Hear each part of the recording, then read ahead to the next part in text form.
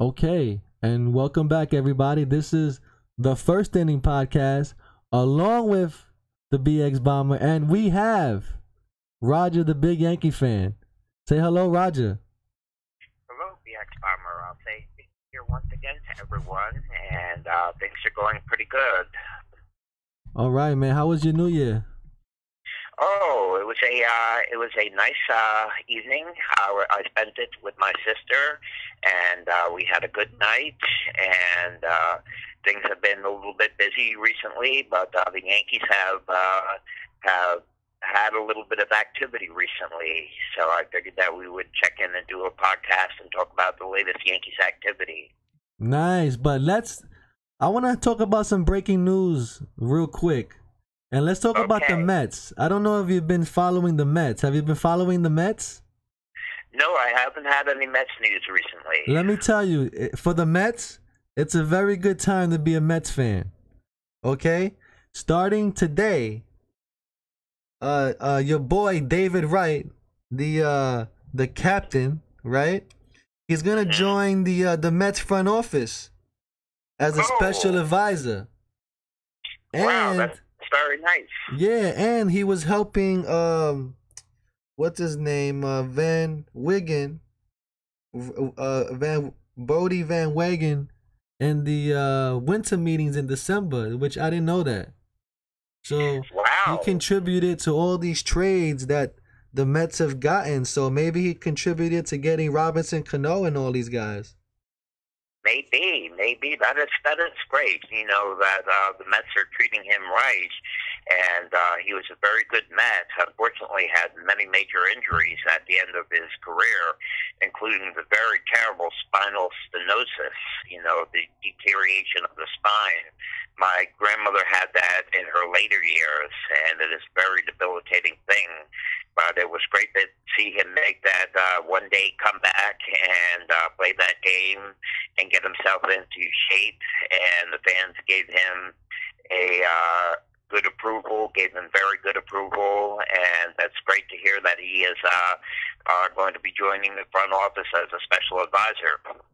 Yeah, man. And just the other day, the Mets have made basically like 3 trades. They got they made a trade for J.D. Davis from the Astros. Right. And he's a pretty good third baseman. You know, he's a young kid, third baseman.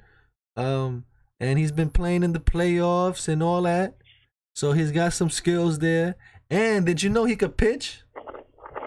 Oh, wow. That's cool. He's a pitcher, too. So they actually have a third baseman and a pitcher. So that's pretty cool. Wow. Man. And they picked up Keon Braxton. Oh yes, I was going to mention that they did. Yeah, that's a pretty good pickup as well. Yeah, that's a hell of a center fielder, man. You know the Mets are gonna be in the highlight reel all the time now. Banana, banana. You know what I mean? Oh, exactly. Man. Yeah, it's gonna be. ESPN. Oh man, they're gonna be selling a lot of tickets, man. If that kid starts flying in center field, they're gonna sell a lot of tickets over there. It's good for them. Yeah, sure. I certainly, you know how there's these people that, you know, if they're Yankee fans, they hate the Mets, and the Mets then hate the Yankees, and I'm not like that, really. I'm a big Yankees fan, obviously. But the Mets are a New York City team, and they really have no effect on the Yankees whatsoever unless they play one another when they play one another in interleague. But other than that, the teams don't really affect one another except when they're playing head-to-head. So it's nice to see the Mets do okay, to do well. You know, I'm not a Mets fan, but I certainly hold no ill will towards them, you know, where some of the fans hate the Yankees and the Yankee fans hate the Mets. But I'm not like that. They're both New York City teams, and it's nice to see the Mets do well. Yeah, it was a good rivalry in the 90s, though. The 90s. Yeah. I went to the first interleague game, man, with the Yankees and Mets on that Friday, and the Mets won. They got that home run over the wall with Mike Piazza hit a blast in the 9th inning. Oh, cool! Off of Mariano Rivera. I went to a couple of what they called Mayor's Trophies games when I was a kid in the 70s. and they were known as Mayor's Trophy games before there was Interleague. And they would have a game during the season that would be an exhibition game, and the Mets and Yankees would play against one another, and that was known as the Mayor's Trophy game. And they had a number of them when I was a kid.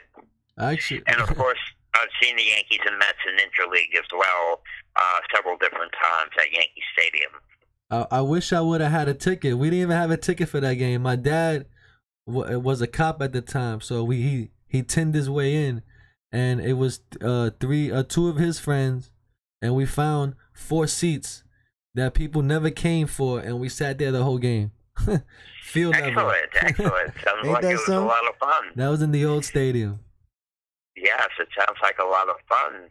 So anyway, the Yankees have had a little bit of activity recently, and I guess we will start with this move here. The Yankees had sent some of their scouts over to see in California. They went to some workouts and everything for Troy Tulowitzki, and Troy Tulowitzki was a hell of a player, say back in 2010 to 2012. But recently he's had major injuries, and he was out last season with heel surgery and missed all of last year and a good portion of 2017. But the Yankees have apparently liked what they've seen from him in the workouts, and from what I'm hearing lately, they are committed to having Troy Tulowitzki as their shortstop at least until Didi Gregorius comes back. Now, as far as the Machado situation is concerned, no one really knows. Some people think the Yankees may be out on Machado, and then others are saying that Machado's preference is to come to the Yankees, and that the Phillies and White Sox are actually pursuing Machado in a much more aggressive manner than the Yankees actually are. The Yankees are playing coy. But Manny Machado's wife is in love with New York City. Her name is Yanni, and she is in love with New York City and would love to live in New York City. So some people said that she may have an influence on Machado as far as that's concerned. But as it stands right now, it's still just a waiting game as far as Manny Machado is concerned. And also a move that the Yankees made, which I think is a good move, is they re-signed Zach Britton. They signed him to a 2-year contract with an option, and if the option kicks in, they will have him for another 2 years. And as of right now, I think the contract is at about $40 million. So they have re-signed, they have committed to Zach Britton being back in their bullpen, but they have lost David Robertson. David Robertson has signed with the Philadelphia Phillies. So they may be looking to go for Adam Ottavino now, who is a highly regarded relief pitcher, and many people believe that he may land with the Yankees as well. Yeah, that's what they say. Britton, he's gonna make $13 million a year for 2 years, right. 26 for the 2. If he stays for 4, he get $53 million.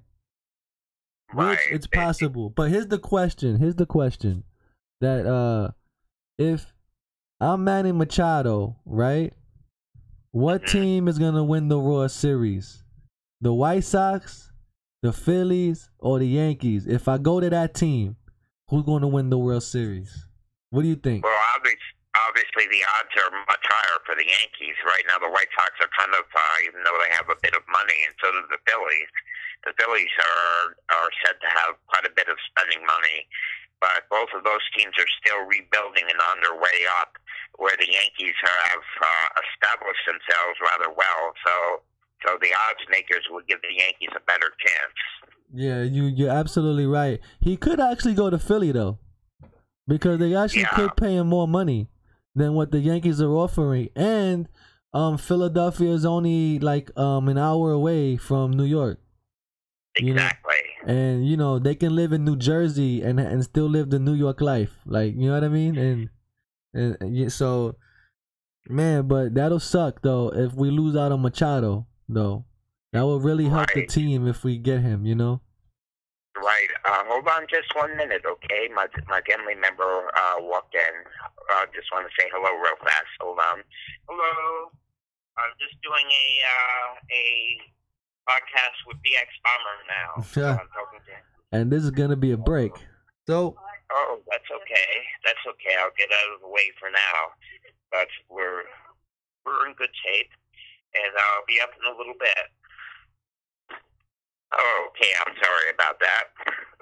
It's okay, but yeah, the Yankees have a lot of work to do, man. I don't know.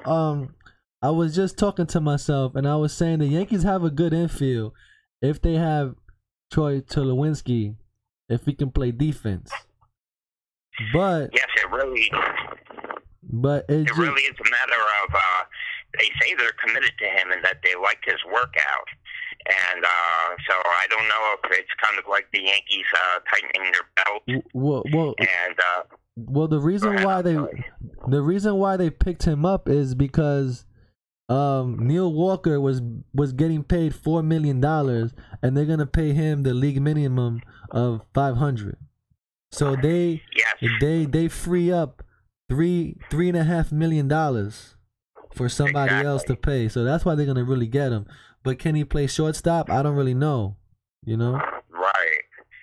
They will kind of use him in the Neil Walker mode, so to speak, where they may try him at first a little bit and move him around the infield, so to speak, and have him take the Neil Walker role, so to speak, and take the role of Neil Walker for much less money.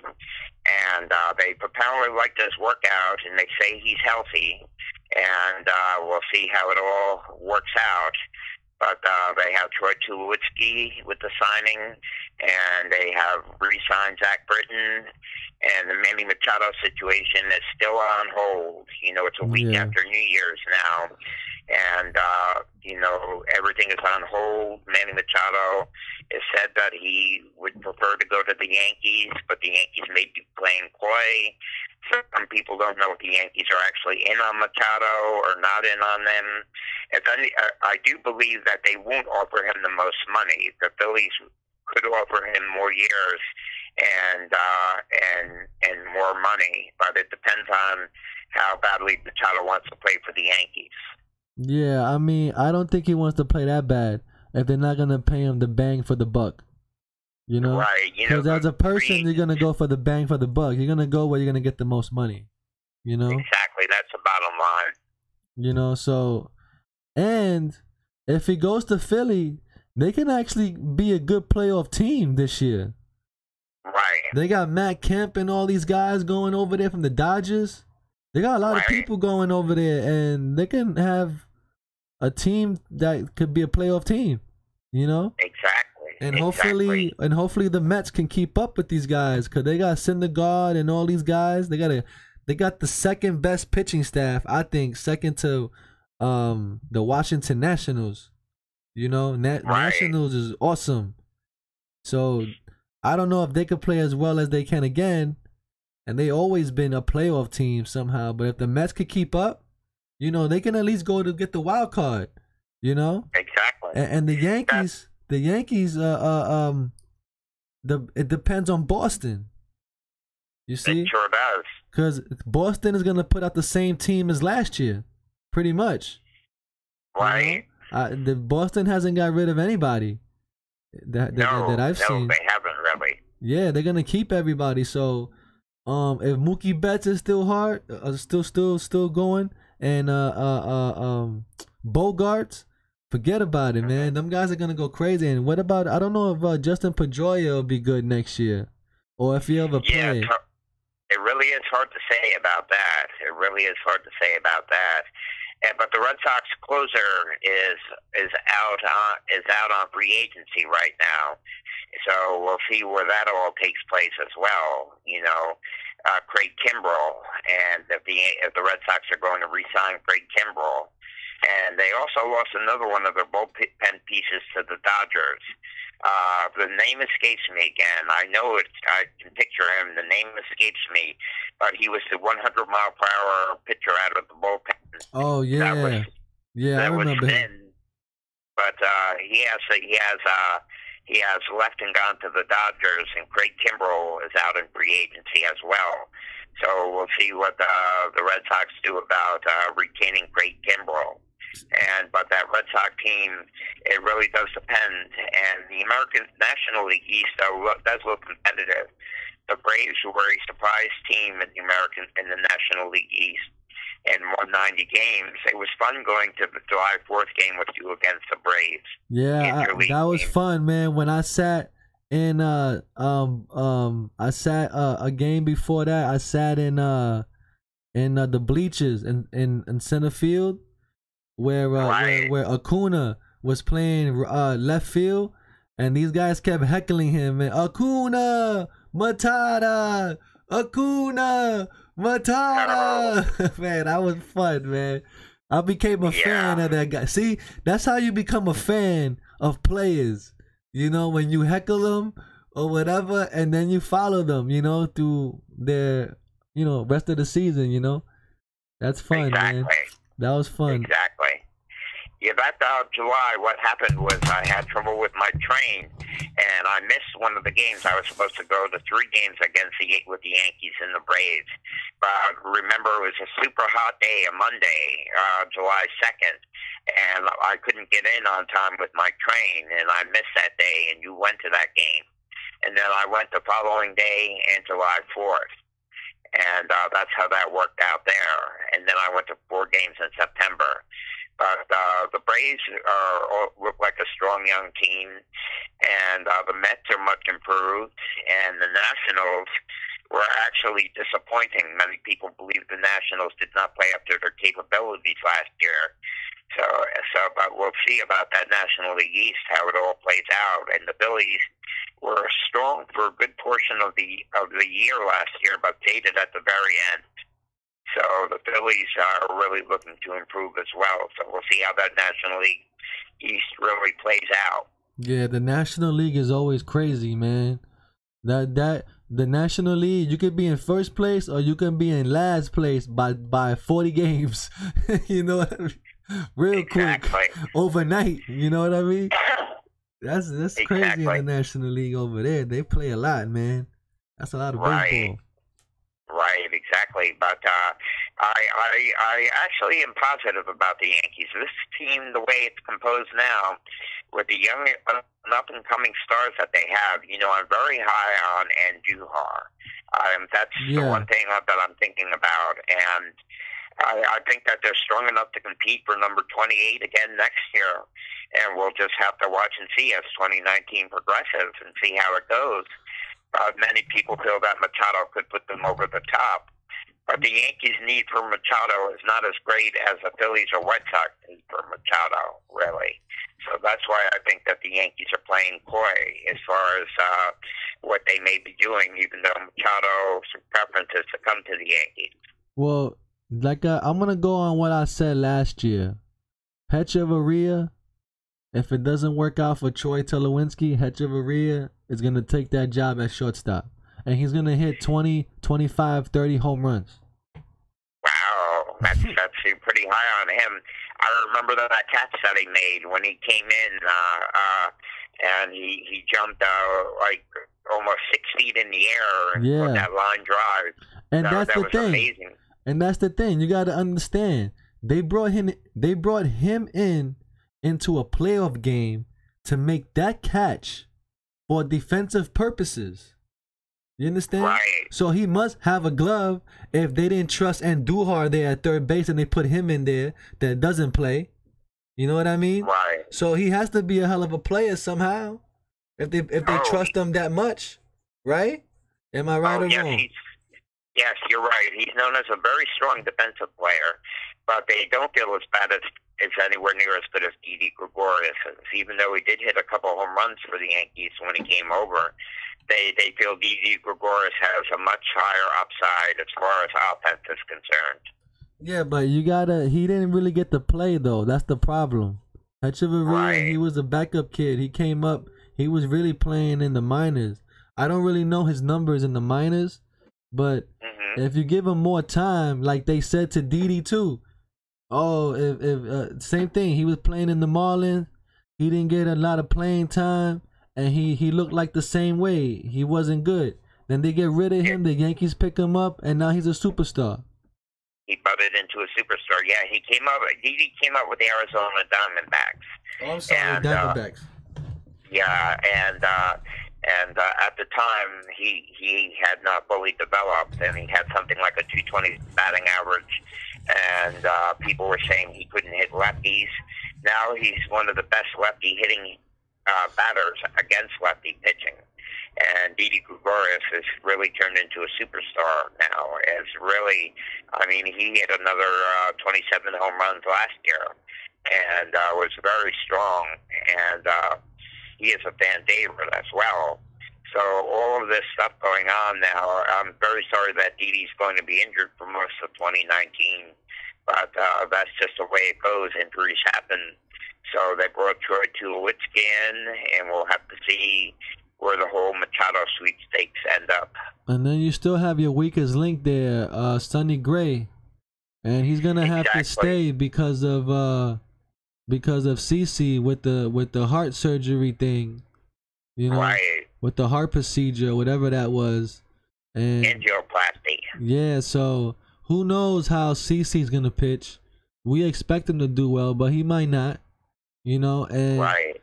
And then what we're gonna do with Sonny Gray, you know what I mean? He's gonna, hopefully he could pitch and win games, man. I don't know, man. I was looking into some information about Sonny Gray, and there was one particular article that was talking about where the Yankees, it might show a little bit of deficiencies in the Yankee franchise itself, because Brian Cashman was quoted as saying, "You will trade Sonny Gray because it didn't work out here, and another team will get Sonny Gray, and Sonny Gray will live up to his potential." And that's kind of an indictment on the Yankees, that the Yankee coaching could not keep him playing well. And really, Sonny Gray was okay on the road this year. He was decent on the road.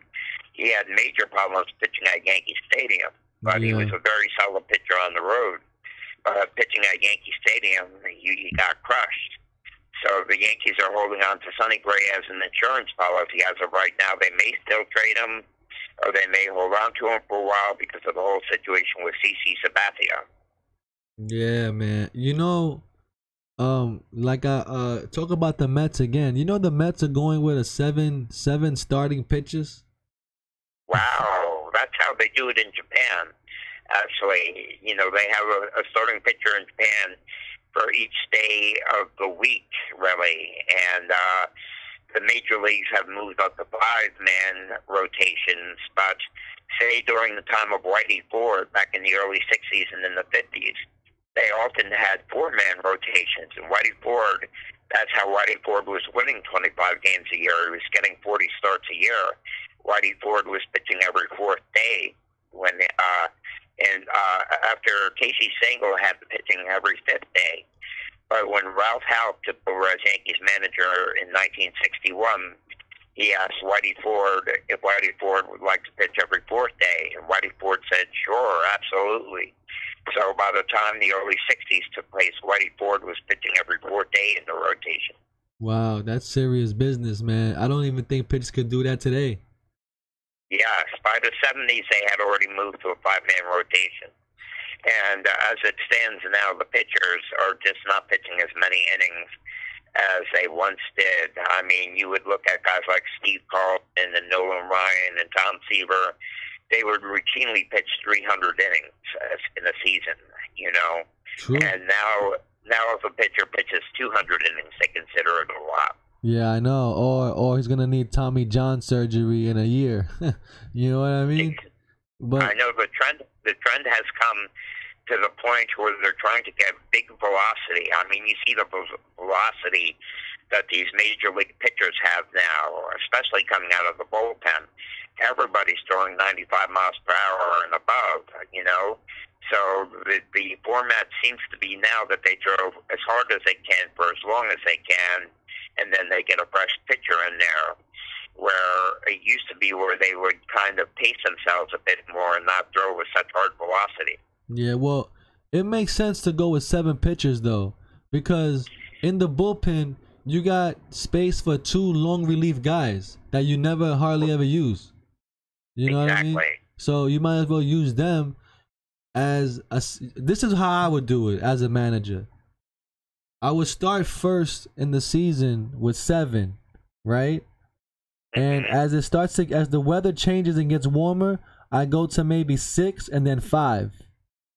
Because there's gonna be games where you're gonna need those starting pitchers, you know, because let's say if CC gets blown out, we're gonna need him to come in the 3rd inning to finish the rest of the game somehow, you know. So then your pitching rotation goes to 6 because you use that guy. You know what I mean? So yeah, so by the summertime you can have them going by 5. You know, you have your regular 5 starters, you know. And you explain to them, you know, you're the 5, but for now, I'm gonna give you 1 start a week because of the cold, you know. You would skip turns. In other words. Yeah, just to skip to the spring weather, you know. And when it gets warmer, you get to the 5-man rotation, and then like you said before, we spoke about it. Then we could maybe bring it back in September. You know, and save you for the playoffs if we're gonna make it. You know, so that'll be nice. But the whole thing about that, though, is that you know each pitcher is an individual, and you know they have their individual workouts and routines and the times that they start. And some don't. Some do better with more work, and some do better with less work, and some might not do as well if they have more time off, or they will not be quite as sharp. Take Aroldis Chapman, for example. When he wasn't used for a while, you know, he really I know he's a bullpen pitcher, but some of them get rusty if they're not used on a regular routine basis, and it really depends on the individual pitcher as to how their workload should be. Yeah, well, that's the thing. In the scouting process, you will have to find those kind of people you're looking for, you know? You wouldn't buy an Aroldis Chapman for that role because he's not going to do it. You know what I mean? You would have to go with somebody else that can probably handle it. And for perfect example, that would be Sonny Gray. You know what I mean? You put him in there as the 7th pitcher, you know, and then you can use him here and there, and then, you know, out of the bullpen, starter, wherever he wants to fit. I think it might be a wise idea for the Yankees, especially with the angioplasty, with the heart surgery that CC Sabathia had. It might be a wise idea to keep Sonny Gray around as an insurance policy at this point. Well, yes, absolutely. But they can also get those other few pitchers too, you know, to strengthen the bullpen and the starting 5. You know, which they already have already. Am I correct? They already have the full starting 5, right? With Tanaka, as of right now, now they have Severino, Tanaka, James Paxton, CC Sabathia, and J Happ. Yeah, they have their 5 already. So actually, they have to keep Sonny Gray as the 6th man, so they can actually still use him as the 6th man. Use him as the 6th starter. Yeah, they just have to work out. He's decent on the road. He was decent on the road. He had a low 3 earned run average on the road. He just got murdered at Yankee Stadium. And I don't know if it's psychological or what it is about New York City. But maybe they could, I heard some articles about bringing in some of the spring training instructors to work with him, people who have made adjustments during their careers, people like Ron Guidry, and those types to talk to Sonny Gray and try to work with him and see if they can improve him at Yankee Stadium. Yeah, I mean, Yankee Stadium is pretty tough, man. I don't know if it's the stadium. It's right. Because, you know, see, Yankee Stadium with that black in the center field wall, you can see that ball very clearly. You know, with the pitcher pitching it, you know, and with Severino tipping his pitches and all that, people are crashing them. You know what I mean? Oh yeah. That's why Yankee Stadium is a home run ballpark. You know, because they can see that ball. You know, I mean, that ball, especially at nighttime, when that ball is at night and that ball is it's coming through that black, it's like a beach ball, man. As a fan, I actually see the game. You know, I'm getting older, and my eyes are not as good as they used to be. But as a fan, I see the ball better during night games than I do during day games, actually. And, you know, just for me, sometimes I'll lose it in the sky a bit if it's a day game, or lose it a bit. But at night, I actually can see the ball a bit better with the way the ball is, with the darkness of the sky and the light set up around Yankee Stadium. I actually see better at night than I do during the daytime. You know, with the bright daytime, with glare and that kind of thing going on. Yeah, Major League Baseball, they changed all the lights to those LED lights now. That's why it's so bright now at the stadium. I have to wear my sunglasses to watch the game. That's how bright it is. It hurts my eyes that it's so bright. You know? Yes. And of course, all Major League teams have a batter's eye. You know, they have an area that could either be a green kind of field, or a knoll, a green knoll, or a backdrop for the batters. You know, all stadiums have the batter's eye of some type or another. You know, and the Yankees with that Mohegan Sun Sports Bar right there with the black windows and the white ball contrast against that black background is a very good batter's eye at Yankee Stadium. Yeah, it sure is, man. That's it's something, man. Hopefully they can hit a lot of home runs and win a World Series, man. Let's see. Yes, I would say so. So I guess we pretty much covered all we could cover for now. Manny Machado is still in the waiting situation. They did a nice move by re-signing Zach Britton, and it's looking pretty good as of right now. So we'll just have to see how everything goes as far as, I forgot that this is not a big loss. They released A.J. Cole. So remember, A.J. Cole came to the Yankees, and he started out well, but really got knocked around in the bullpen. But they released him to clear room on the 40-man roster. Yeah, he was horrible. That's another move that they made. But I'm watching, otherwise, I think... Right now, I'm watching the Cuban baseball, man, on YouTube. They got the playoffs going on in Cuba right now, and these teams is playing like it's like 1996 or something over here.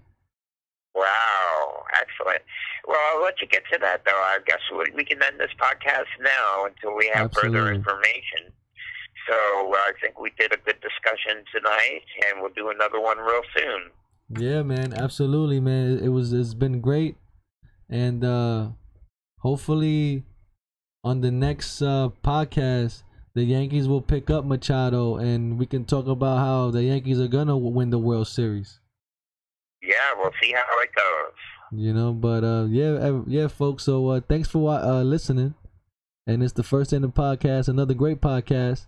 Catch us on Spotify, YouTube, and everywhere else. And see you, folks. Take care. So long. Bye bye.